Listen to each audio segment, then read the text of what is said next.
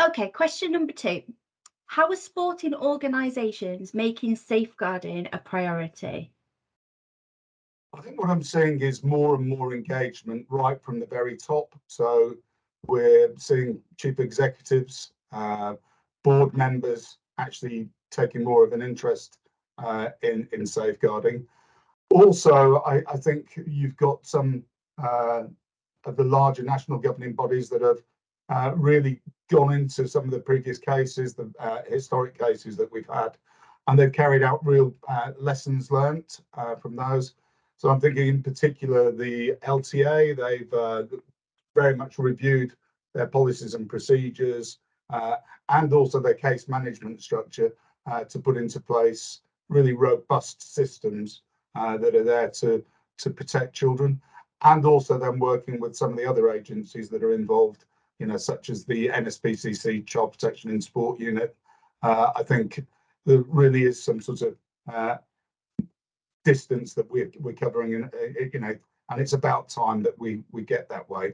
I think that the other bit that's really key is that there's a lot of work being put into safer recruitment, and if we're going to get safeguarding in sport right, what we've got to make sure is that we not necessarily look at the competence of somebody, but more at their suitability to work in that role with children, or equally with adults that are at risk from harm. So it's not just about safeguarding children, it's also about safeguarding adults. So I think there's some real work.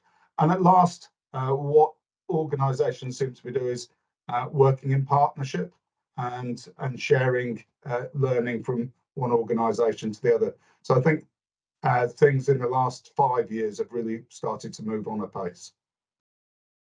Absolutely. I couldn't agree more with you when you were talking about sharing best practice as well. Is because safeguarding, whether you're in education or not, can feel quite a lonely job, and actually being able to reach out to other people that have been either in the same situation as you or working in the same industry as you, it's really beneficial, isn't it? It is, absolutely. And I think one of the things that we're seeing now is a much more open culture, and where safeguarding works well is when people are transparent, and where there are concerns, where they are shared, and that whole open culture makes for a safe culture. Absolutely. And when you were talking about the safer recruitment side of it, you'll obviously in sports have an awful lot of volunteers, as you do in charities and faith and things like that. And it's just as important to make sure that your volunteers are acceptable to work with children as it is paid members of staff.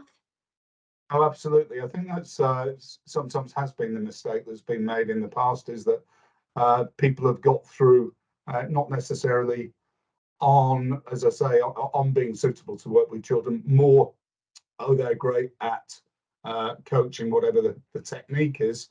But as I say, it's really key to make sure that we can do whatever we can to check that they're suitable.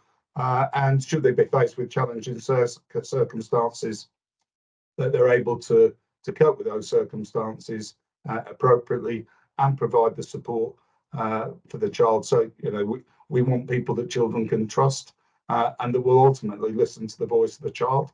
So there are, again, some sports that I've worked with where the whole sport has almost been reorganised, the way that the sport is played. So the rugby union redeveloped the game from grassroots up, so that it's now a game that, as opposed to an adult game adapted down for children, it's a game that's built up in building blocks to maximise enjoyment for children. So again, that's very much listening to the child as opposed to the adults. Absolutely. Thank you so much, Richard.